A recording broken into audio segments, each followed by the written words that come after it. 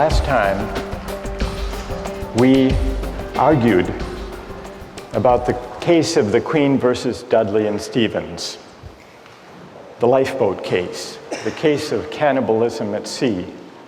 And with the arguments about the lifeboat in mind, the arguments for and against what Dudley and Stevens did in mind, let's turn back to the philosophy, the utilitarian philosophy of Jeremy Bentham. Bentham was born in England in 1748. At the age of 12, he went to Oxford. At 15, he went to law school. He was admitted to the bar at age 19, but he never practiced law. Instead, he devoted his life to jurisprudence and moral philosophy. Last time, we began to consider Bentham's version of utilitarianism.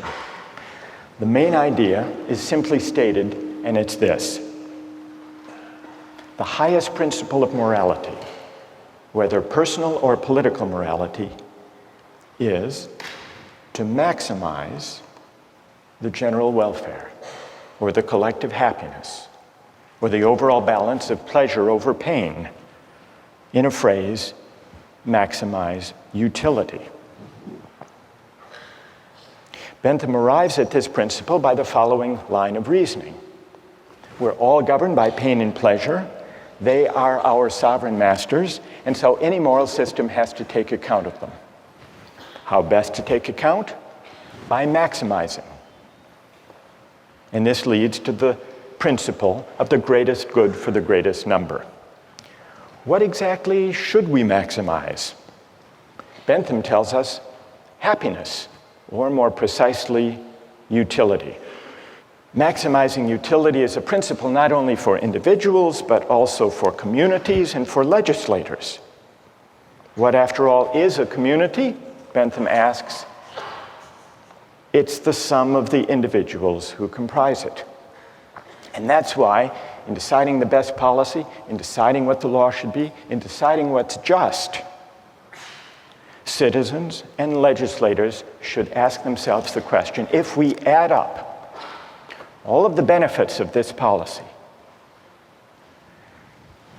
and subtract all of the costs, the right thing to do is the one that maximizes the balance of happiness over suffering. That's what it means to maximize utility. Now, today, I want to see whether you agree or disagree with it. And it often goes, this utilitarian logic, under the name of cost-benefit analysis, which is used by companies and by governments all the time. And what it involves is placing a value, usually a dollar value, to stand for utility, on the costs and the benefits of various proposals. Recently in the Czech Republic, there was a proposal to increase the excise tax on smoking. Philip Morris, the tobacco company, does huge business in the Czech Republic. They commissioned a study, a cost-benefit analysis of smoking in the Czech Republic. And what their cost-benefit analysis found was the government gains by having Czech citizens smoke. Now, how do they gain? It's true that there are negative effects to the public finance of the Czech government because there are increased healthcare costs for people who develop smoking-related diseases. On the other hand, there were positive effects, and those were added up on the other side of the ledger.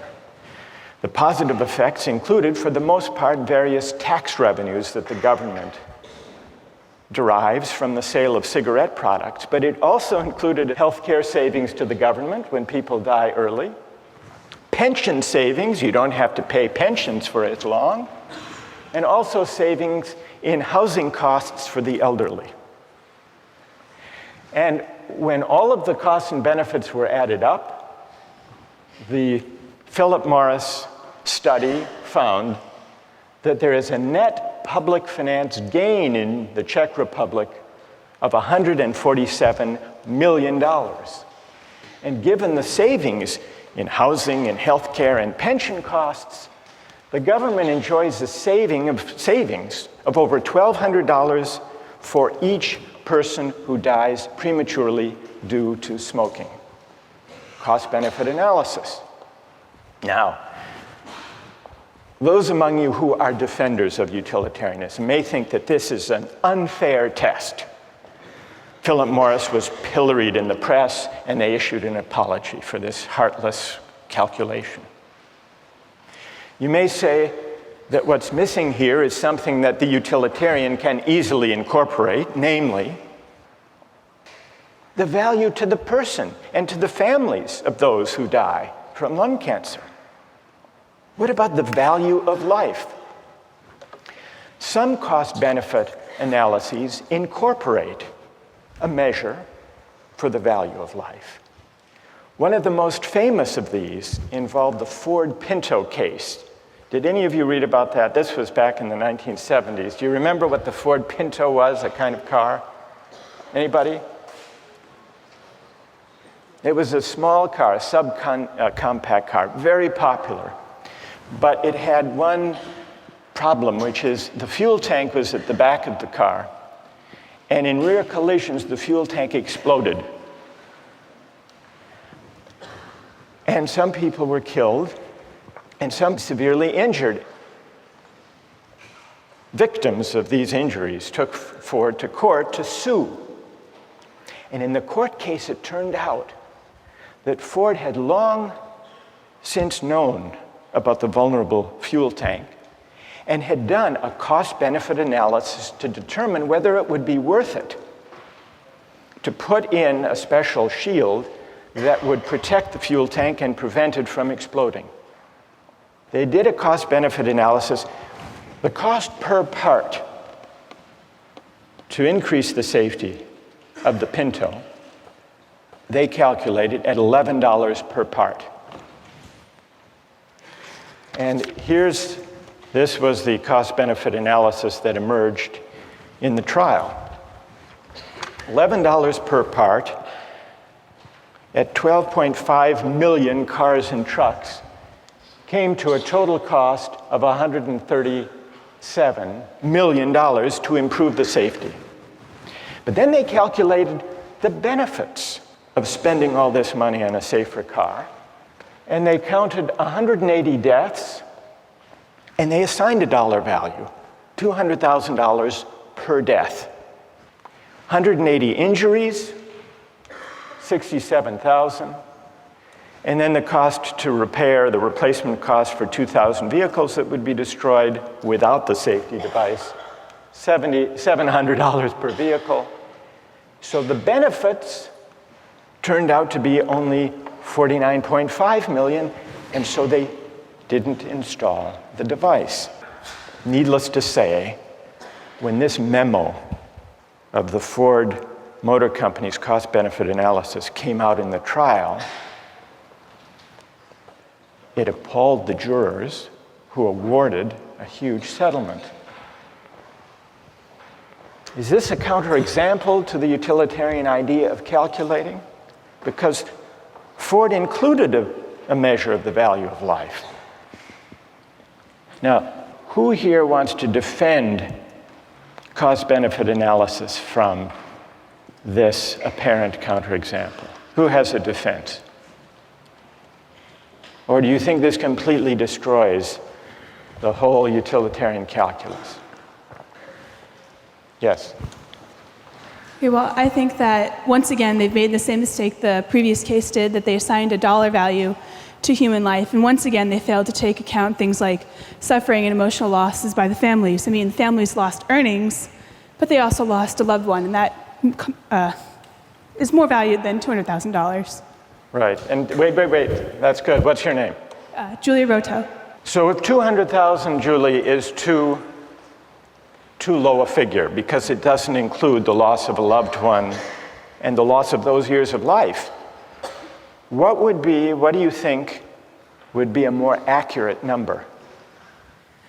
I don't believe I could give a number. I think that this sort of analysis shouldn't be applied to issues of human life. I think it can't be used monetarily.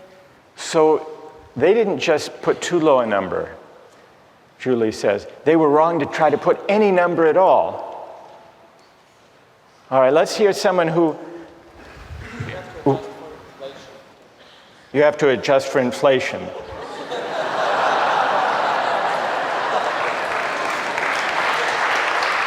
All right, fair enough. So what would the number be now?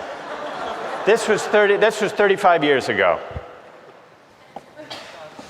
$2 million. You would put 2 million. And what's your name? Wojtek says, we have to allow for inflation. We should be more generous. Then would you be satisfied that this is the right way of thinking about the question? I guess, unfortunately, it is. There needs to be a number put somewhere. Like, I'm not sure what that number would be, but I do agree that there could possibly be a number put on human life. All right, so Wojtek says, and here he disagrees with Julie. Julie says we can't put a number on human life for the purpose of a cost-benefit analysis. Wojtek says we have to, because we have to make decisions somehow. What do other people think about this? Is there anyone prepared to defend cost-benefit analysis here? As accurate, as desirable? Yes? Go ahead. I think that if Ford and other car companies didn't use cost-benefit analysis, they'd eventually go out of business because they wouldn't be able to be profitable, and millions of people wouldn't be able to use their cars to get to jobs, to put food on the table, to feed their children. So I think that if cost-benefit analysis isn't employed, the greater good is sacrificed in this case. All right, let me add, what's your name? Raul? Raul. There was recently a study done about cell phone use by drivers when people are driving a car, and there's a debate whether that should be banned. Yeah. And the figure was that some 2,000 people die as a result of accidents each year using cell phones. And yet, the cost-benefit analysis, which was done by the Center for Risk Analysis at Harvard, found that if you look at the benefits of the cell phone use and you put some value on the life, it comes out about the same because of the enormous economic benefit of enabling people to take advantage of their time, not waste time, be able to make deals and talk to friends and so on while they're driving. Doesn't that suggest that it's a mistake to try to put monetary figures on questions of human life? Well, I think that if the great majority of people try to derive maximum utility out of a service like using cell phones and the convenience that cell phones provide, that sacrifice is necessary for satisfaction to occur. You're an outright utilitarian. Yes. Okay. All right, then one last question, Raul. Okay. And I put this to Wojtek. What dollar figure should be put on human life to decide whether to ban the use of cell phones? Well, I don't want to arbitrarily calculate a figure. I mean, right now, I think that... You want to take it under advisement? Yeah, I'll take it under advisement. But what, roughly speaking, would it be? You've got 2,300 deaths. Okay. You've got to assign a dollar value to know whether you want to prevent those deaths by banning the use of cell phones in cars. Okay. So, what would your hunch be? How much? $1 million? $2 million? $2 million was Wojtek's figure. Yeah. Is that about right? Maybe $1 million. $1 million? Yeah. You know, that's good. Thank you. Okay. So these are some of the controversies that arise these days from cost-benefit analysis, especially those that involve placing a dollar value on everything to be added up. Well, now I want to turn to your objections not necessarily to cost-benefit analysis specifically, because that's just one version of the utilitarian logic in practice today, but to the theory as a whole, to the idea that the right thing to do, the just basis for policy and law, is to maximize utility. How many disagree with the utilitarian approach to law and to the common good? How many agree with it? So more agree than disagree. So let's hear from the critics. Yes? My main issue with it is that I feel like you can't say that just because someone's in the minority, what they want and need is less valuable than someone who's in the majority. So I guess I have an issue with the idea that the greatest good for the greatest number is okay, because there's still, what about the people who are in the lesser number? Like, it's not fair to them. They didn't have any say in where they wanted to be. All right, that's an interesting objection. You're worried about the effect on the minority. Yes. What's your name, by the way? Anna. Who has an answer to Anna's worry about the effect on the minority? What do you say to Anna? She said that the minorities value less. I don't think that's the case, because individually the minority's value is just the same as the individual of the majority. It's just that the numbers outweigh the minority. And I mean, at a certain point you have to make a decision, and I'm sorry for the minority, but sometimes it's for the general, for the greater good. For the greater good. Anna, what do you say? What's your name? Yangda. What do you say to Yangda? Yangda says you just have to add up people's preferences, and those in the minority do have their preferences weighed. Can you give an example of the kind of thing you're worried about when you say you're worried about utilitarianism violating the concern or respect due the minority? Okay. Can you give an example? So, well, with any of the cases that we've talked about, like for the shipwreck one, I think the boy who was eaten still had as much of a right to live as the other people, and just because he was the minority in that case, the one who maybe had less of a chance to keep living, that doesn't mean that the others automatically have a right to eat him just because it would give a greater amount of people the chance to live. So there may be certain rights that the minority members have, that the individual has, that shouldn't be traded off for the sake of utility? Yes. Yes, Anna? Yonda, this would be a test for you. Back in ancient Rome, they threw Christians to the lions in the Colosseum for sport. If you think how the utilitarian calculus would go. Yes, the Christian thrown to the lion suffers enormous, excruciating pain. But look at the collective ecstasy of the Romans. Yonda. Well, in that time, I don't, in modern day of time, to value to give a number to the happiness given to the people watching, I don't think any policymaker would say the pain of one person, of the suffering of one person is much, in comparison to the happiness gained. No, but you have to admit that if there were enough Romans delirious enough with happiness, it would outweigh even the most excruciating pain of a handful of Christians thrown to the lion. So we really have here two different objections to utilitarianism.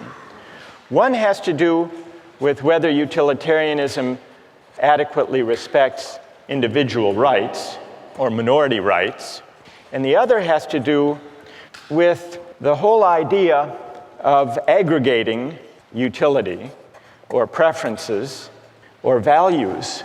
Is it possible to aggregate all values to translate them into dollar terms? There was, in the 1930s, a psychologist who tried to address this second question. He tried to prove what utilitarianism assumes, that it is possible to translate all goods, all values, all human concerns into a single uniform measure. And he did this by conducting a survey of young recipients of relief. This was in the 1930s. And he gave them a list of unpleasant experiences. And he asked them, how much would you have to be paid to undergo the following experiences? And he kept track. For example, how much would you have to be paid to have one upper front tooth pulled out? Or how much would you have to be paid to have one little toe cut off? Or to eat a live earthworm 6 inches long? Or to live the rest of your life on a farm in Kansas? Or to choke a stray cat to death with your bare hands? Now, what do you suppose was the most expensive item on that list? Kansas?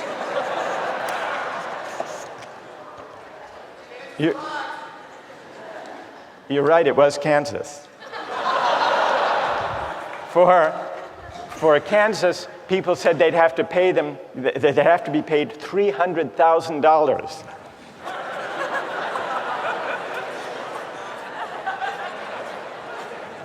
What do you think was the next most expensive? Not the cat. Not the tooth. Not the toe.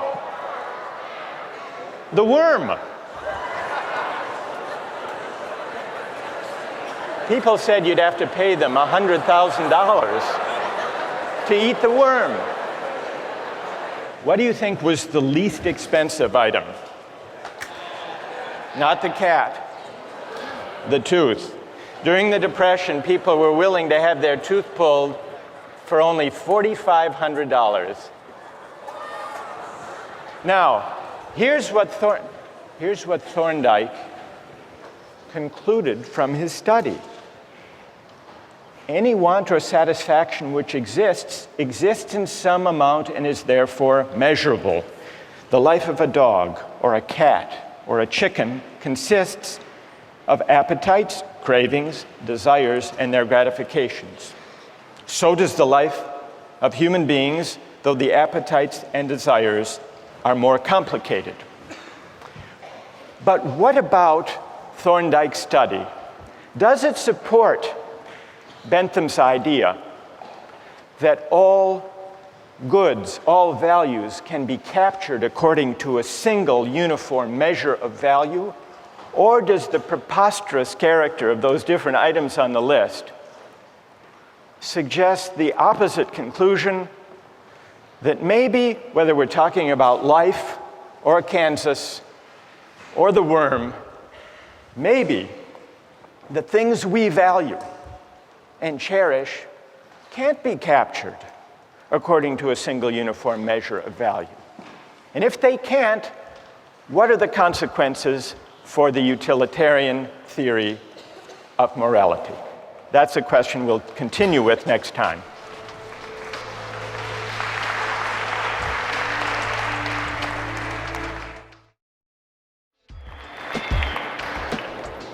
Last time we began to consider some objections to Jeremy Bentham's version of utilitarianism. People raised two objections in the discussion we had. The first was the objection, the claim, that utilitarianism, by concerning itself with the greatest good for the greatest number, fails adequately to respect individual rights. Today we have debates about torture and terrorism. Suppose a suspected terrorist was apprehended on September 10th, and you had reason to believe that the suspect had crucial information about an impending terrorist attack that would kill over 3,000 people, and you couldn't extract the information. Would it be just to torture the suspect to get the information? Or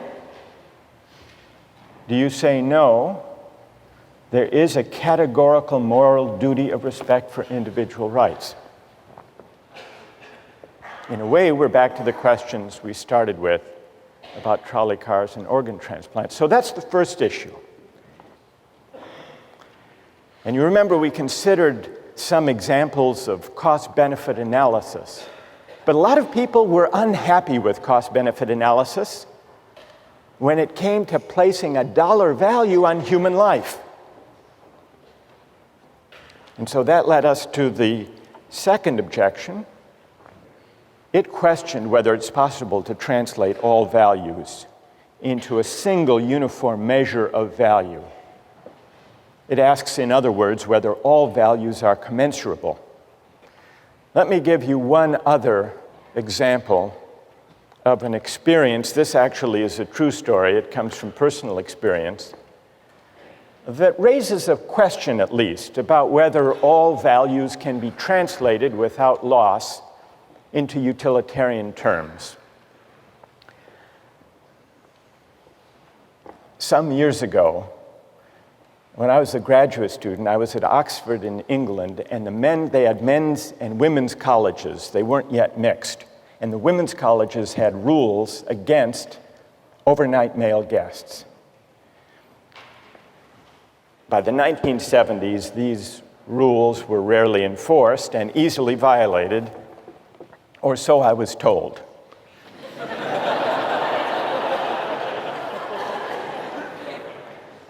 By the late 1970s, when I was there, pressure grew to relax these rules, and it became the subject of debate among the faculty at St. Anne's College, which was one of these all-women's colleges.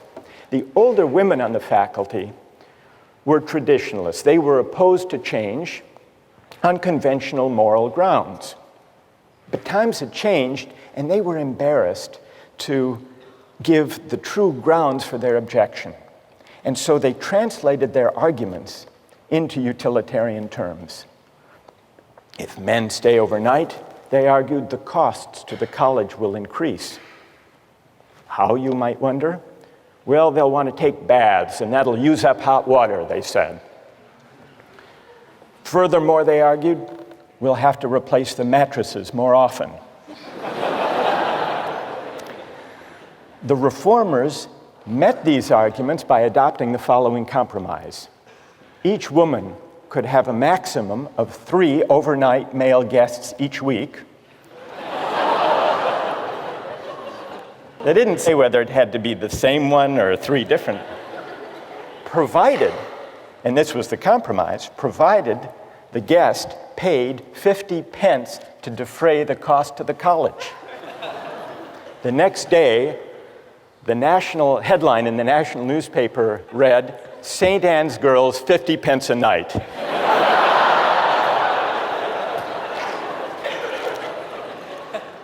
Another illustration of the difficulty of translating all values, in this case a certain idea of virtue, into utilitarian terms. So that's all to illustrate the second objection to utilitarianism, at least the part of that objection that questions whether utilitarianism is right to assume that we can assume the uniformity of value, the commensurability of all values, and translate all moral considerations into dollars or money. But there is a second aspect to this worry about aggregating values and preferences. Why should we weigh all preferences that people have without assessing whether they're good preferences or bad preferences? Shouldn't we distinguish between higher pleasures and lower pleasures? Now, part of the appeal of not making any qualitative distinctions about the worth of people's preferences, part of the appeal is that it is non-judgmental and egalitarian. The Benthamite utilitarian says, everybody's preferences count, and they count regardless of what people want, regardless of what makes different people happy. For Bentham, all that matters, you'll remember, are the intensity and the duration of a pleasure or pain. The so-called higher pleasures or nobler virtues are simply those, according to Bentham, that produce stronger, longer pleasure. He had a famous phrase to express this idea: the quantity of pleasure being equal, pushpin is as good as poetry. What was pushpin? It was some kind of a child's game, like tiddlywinks. Pushpin is as good as poetry, Bentham says. And lying behind this idea, I think, is the claim, the intuition, that it's a presumption to judge whose pleasures are intrinsically higher or worthier or better. And there is something attractive in this refusal to judge. After all, some people like Mozart, others Madonna. Some people like ballet, others bowling. Who's to say, a Benthamite might argue, who's to say which of these pleasures, whose pleasures, are higher, worthier, nobler than others? But is that right? This refusal to make qualitative distinctions.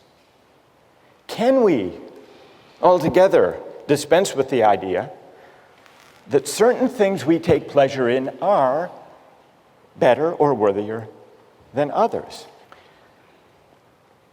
Think back to the case of the Romans in the Colosseum. One thing that troubled people about that practice is that it seemed to violate the rights of the Christian.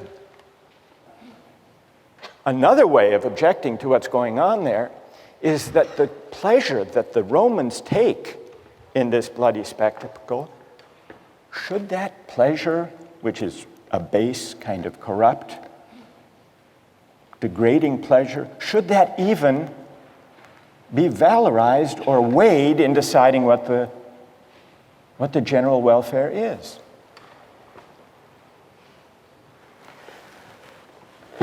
So here are the objections to Bentham's utilitarianism. And now we turn to someone who tried to respond to those objections, a later-day utilitarian, John Stuart Mill. So what we need to examine now is whether John Stuart Mill had a convincing reply to these objections to utilitarianism. John Stuart Mill was born in 1806. His father, James Mill, was a disciple of Bentham's. And James Mill set about giving his son, John Stuart Mill, a model education. He was a child prodigy, John Stuart Mill.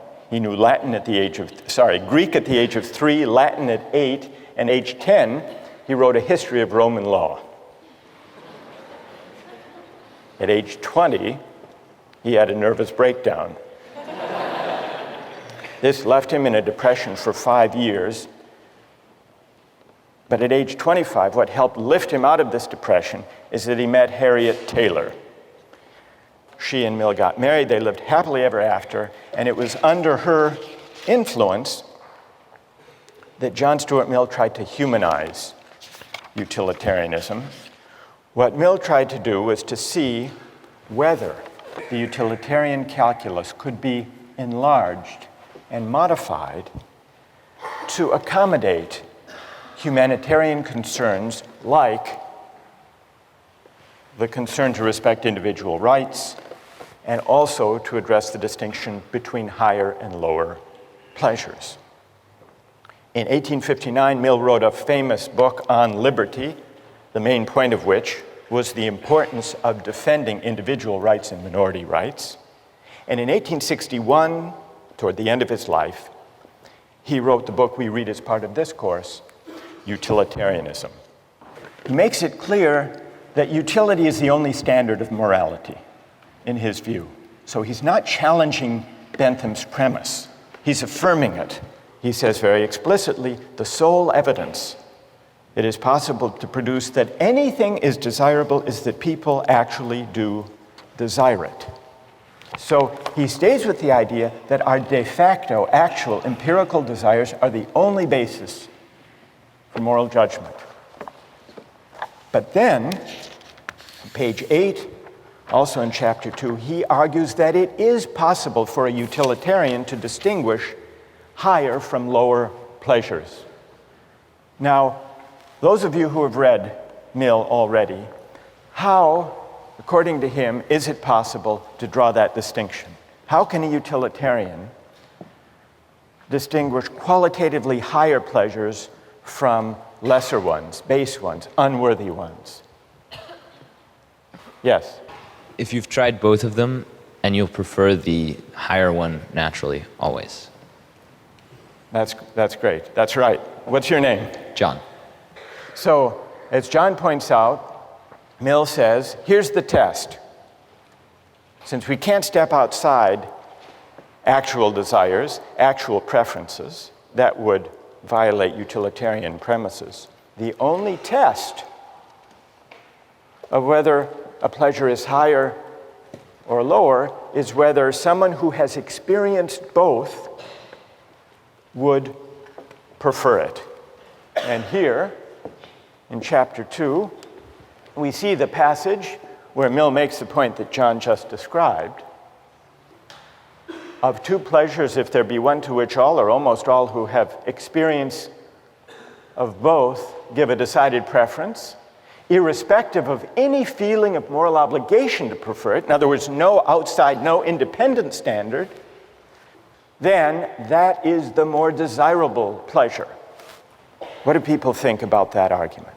Does it succeed? How many think that it does succeed? Of arguing within utilitarian terms for a distinction between higher and lower pleasures. How many think it doesn't succeed? Right, I want to hear your reasons. But before we give the reasons, let's do an experiment of Mill's claim. In order to do this experiment, we're going to look at 3 short excerpts of popular entertainment. The first one is a Hamlet soliloquy. It'll be followed by 2 other experiences. See what you think. What a piece of work is a man. How noble in reason. How infinite in faculties. In form and moving, how express and admirable. In action, how like an angel. In apprehension, how like a god. The beauty of the world, the paragon of animals.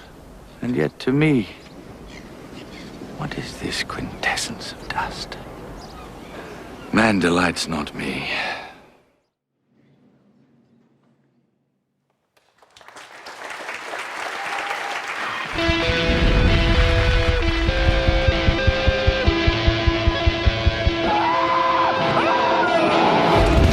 Imagine a world where your greatest fears become reality. They're fighting me! Each show, 6 contestants from around the country battle each other in 3 extreme stunts. These stunts are designed to challenge the contestants both physically and mentally. 6 contestants, 3 stunts, 1 winner. Yes! Woo! Fear Factor.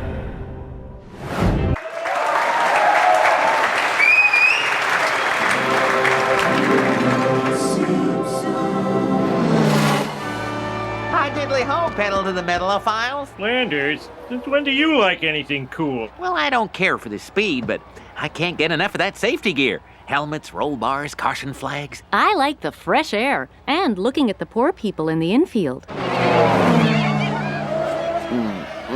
Dang, Cletus, why'd you have to park by my parents? Now, honey, it's my parents, too.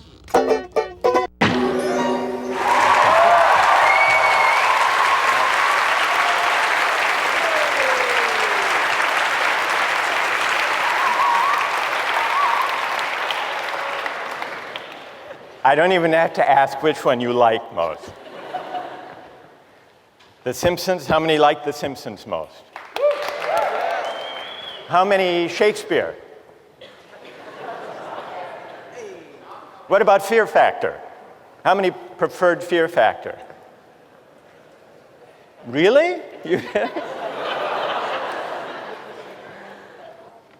People overwhelmingly like The Simpsons better than Shakespeare. All right, now let's take the other part of the poll.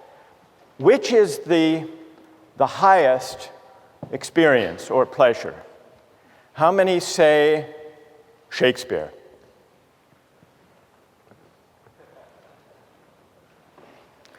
How many say Fear Factor? No, you can't be serious. Really? What? All right, go ahead, you can say. I found that one the most entertaining. I know, but which do you think was the worthiest, the noblest experience? I know you found it the most entertaining. If something is good just because it is pleasurable, what does it matter whether you have sort of an abstract idea of whether it is good by someone else's sense or not? All right, so you come down on the straight Benthamite side. Who's to judge? And why should we judge? Apart from just registering and aggregating de facto preferences. All right, that's fair enough. What's your name? Nate? Okay, fair enough. All right, so how many think The Simpsons is actually, apart from liking it, is actually the higher experience? Higher than Shakespeare. All right, let's see the vote for Shakespeare again. How many think Shakespeare is higher? All right, so why is it? Ideally, I'd like to hear from someone. Is there someone who thinks Shakespeare is highest, but who preferred watching The Simpsons? Yes? Like, I guess just sitting watching The Simpsons, it's entertaining because they make jokes and they make us laugh, but like, someone has to tell us that Shakespeare was this great writer. We had to be taught how to read him, how to understand him. We had to be taught how to kind of take in Rembrandt, how to analyze a painting. Well, what's your name? Anisha. Anisha, when you say someone told you that Shakespeare is better, right? Are you accepting it on blind faith? You voted that Shakespeare is higher only because the culture tells you that or teachers tell you that, or do you actually agree with that yourself?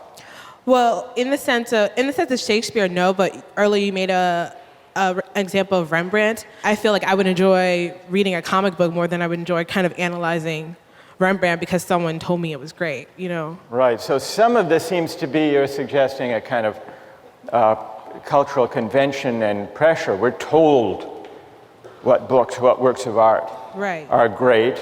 Who else? Yes. Although I enjoyed watching The Simpsons more in this particular moment in Justice, if I were to spend the rest of my life considering the three different video clips shown, I would not want to spend that remainder of my life considering the latter two clips. I think I would derive more pleasure from being able to branch out in my own mind, sort of considering more deep pleasures, more deep thoughts. And tell me your name. Joe. Joe. So if you had to spend the rest of your life on a farm in Kansas with only Shakespeare or the collected episodes of The Simpsons, you would prefer Shakespeare? What do you conclude from that about John Stuart Mill's test? That the test of a higher pleasure is whether people who have experienced both prefer it. Can I cite another example briefly? Yeah? In neurobiology last year, we were told of a rat who was tested a particular center in the brain where the rat was able to stimulate its brain and cause itself intense pleasure repeatedly. The rat did not eat or drink until it died. So the rat was clearly experiencing intense pleasure. Now, if you ask me right now if I would rather experience intense pleasure or have a full lifetime of higher pleasure, I would consider intense pleasure to be low pleasure. I would right now enjoy intense pleasure. But Yes, I would. I certainly would. But over a lifetime, I would think almost a complete majority here would agree that they would rather be a human with higher pleasure than be that rat with intense pleasure for a momentary period of time. So, now, in answer to your question, right. I think this proves that, or I won't say proves, I think the conclusion is that Mill's theory that when a majority of people are asked what they would rather do, they will answer that they would rather engage in a higher pleasure. So you think that this supports Mill? You think Mill is onto something here? I do. All right. Is there anyone who disagrees with Joe and who thinks that our experiment disproves Mill's test, shows that that's not an adequate way, that you can't distinguish higher pleasures within the utilitarian framework? Yes? If whatever is good is truly just whatever people prefer, it's truly relative and there's no objective definition, then there will be some society where people prefer Simpsons more. Anyone can appreciate The Simpsons, but I think it does take education to appreciate Shakespeare as much. All right, you're saying it takes education to appreciate higher things. Mill's point is that the higher pleasures do require cultivation and appreciation and education. He doesn't dispute that. But once having been cultivated and educated, people will not only see the difference between higher and lower pleasures, but will actually prefer the higher to the lower. You find this famous passage from John Stuart Mill: "It is better to be a human being dissatisfied than a pig satisfied. Better to be Socrates dissatisfied than a fool satisfied. And if the fool or the pig are of a different opinion, it is because they only know their side of the question." So here you have an attempt to distinguish higher from lower pleasures. So going to an art museum or being a couch potato and swilling beer watching television at home. Sometimes, Mill agrees, we might succumb to the temptation to do the latter, to be couch potatoes. But even when we do that out of indolence and sloth, we know that the pleasure we get gazing at Rembrandts in the museum is actually higher, because we've experienced both. And it is a higher pleasure gazing at Rembrandts because it engages our higher human faculties. What about Mill's attempt to reply to the objection about individual rights? In a way, he uses the same kind of argument. And this comes out in chapter 5. He says, I dispute the pretensions of any theory which sets up an imaginary standard of justice not grounded on utility, but still he considers justice grounded on utility to be what he calls the chief part and incomparably the most sacred and binding part of all morality. So justice is higher. Individual rights are privileged, but not for reasons that depart from utilitarian assumptions. Justice is a name for certain moral requirements, which regarded collectively stand higher in the scale of social utility and are therefore of more paramount obligation than any others. So justice is sacred, it's prior, it's privileged, it isn't something that can easily be traded off against lesser things. But the reason is ultimately, Mill claims, a utilitarian reason once you consider the long-run interests of humankind, of all of us as progressive beings. If we do justice and if we respect rights, society as a whole will be better off in the long run. Well, is that convincing? Or is Mill actually, without admitting it, stepping outside utilitarian considerations in arguing for qualitatively higher pleasures and for sacred or specially important individual rights? We haven't fully answered that question, because to answer that question in the case of rights and justice will require that we explore other ways, non-utilitarian ways of accounting for the basis of rights, and then asking whether they succeed. As for Jeremy Bentham, who launched utilitarianism as a doctrine in moral and legal philosophy, Bentham died in 1832 at the age of 85. But if you go to London, you can visit him today, literally. He provided in his will that his body be preserved, embalmed, and displayed in the University of London, where he still presides in a glass case with a wax head, dressed in his actual clothing. You see, before he died, Bentham addressed himself to a question consistent with his philosophy. Of what use could a dead man be to the living? One use, he said, would be to make one's corpse available to the study of anatomy. In the case of great philosophers, however, better yet, to preserve one's physical presence in order to inspire future generations of thinkers. You want to see what Bentham looks like? Stuffed? Here's what he looks like. There he is.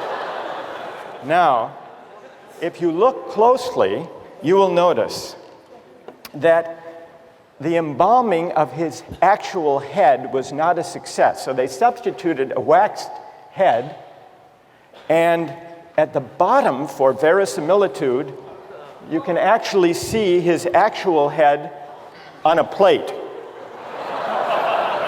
You see it? Right there. So, what's the moral of the story? The moral of the story, by the way, they bring him out during meetings of the board at University College London, and the minutes record him as present but not voting. Here is a philosopher in life and in death who adhered to the principles of his philosophy. We'll continue with rights next time.